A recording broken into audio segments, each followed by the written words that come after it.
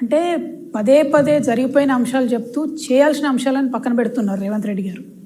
నేను వారిని కోరేది ఒకటే, మీరు న్యాయం చేయాలనుకుంటే నేను ఇందాక చెప్పినట్టు బీసీలకు న్యాయం చేయండి, ఎస్సీలకు న్యాయం చేయండి, ఎస్టీలకు న్యాయం చేయండి, ముస్లిమ్స్కి న్యాయం చేయండి. మాలాగా సబలగా ఉన్నటువంటి మహిళలం మమ్మల్ని మేము టేక్ కేర్ చేస్తాం, మాతో పాటు సమాజాన్ని కూడా మేము టేక్ కేర్ చేస్తాం. కాబట్టి మా గురించి ముఖ్యమంత్రి గారు అంత రంది పెట్టుకోవద్దు, వారి విషయాలు వాళ్ళు చూసుకోవాలి. వారి 7 అన్నదమ్ములు, వారు చేసే వేట, వారు చేసే భూ దొంగతనం అవి బంద్ పెట్టుకోవాలని చెప్పి మాత్రం నేను ముఖ్యమంత్రి గారిని డిమాండ్ చేస్తాను. ముఖ్యమంత్రి గారి కుటుంబం భూ దొంగలు అంటున్నా, నేను భూ దందాలు అంటానే, భూ దొంగలు అంటున్నా. ముఖ్యమంత్రి గారి కుటుంబం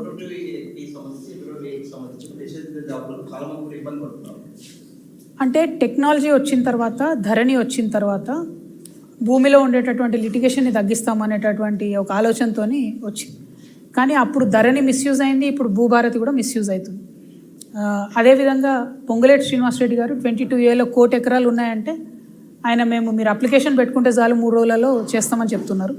కానీ చాలా మంది పేదవారికి అయితే ఇబ్బంది అవుతున్న మాట వాస్తవం, మమ్మల్ని కూడా అనేక మంది అప్రోచ్ అయిన మాట కూడా వాస్తవం. సో 22A అనేటటువంటిది భూమి కొట్టేసే సరికొత్త కాంగ్రెస్ పార్టీ స్కీమ్ అని చెప్పి నేను బిలీవ్ చేస్తూ ఉన్నా.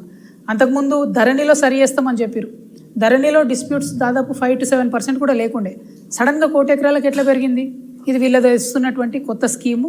భూ దొంగతనం చేయడానికి వాళ్ళు వేసుకుంటున్న రాచబాట అని నేను నమ్ముతున్నా. తక్షణమే దాన్ని సాల్వ్ చేయాలని కూడా డిమాండ్ చేస్తాం.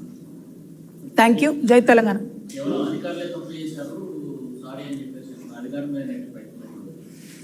ఏదైనా అధికారులే బలి చేస్తారు కదండి. పాలసీ డెసిషన్ తీసుకునేటటువంటి ధైర్యం లేని రాజకీయ నాయకత్వం ఉన్నప్పుడు, నిర్ణయం తీసుకున్నప్పుడు తప్పైతే ఒప్పుకోవాలి, తప్పైంది అవును బై తప్పైంది మాతో క్షమించమని అడగాలి. మధ్యలో అధికారులు తప్పు చేసారంటే కంప్యూటర్ తప్పు చేసిందంటే కాదు కదా, కంప్యూటర్ నేను నడిపిస్తాడు ఒకడు ఉంటాడు కదా వెనకాల. ఆ పాలసీ వేసింది వీళ్ళే కదా 22Aలో పెట్టాలని. సడన్గా ఎందుకు పెరుగుతుంది? 1 కోటి ఎకరాలు సడన్గా ఎందుకు పోతుంది? డెఫినెట్గా భూ దొంగతనం చేయడానికి ఇది ఒక స్కీమ్ వేస్తున్నారు కాంగ్రెస్ నాయకులు తప్ప ఇంకోటి కాదు. Thank you. జై తెలంగాణ.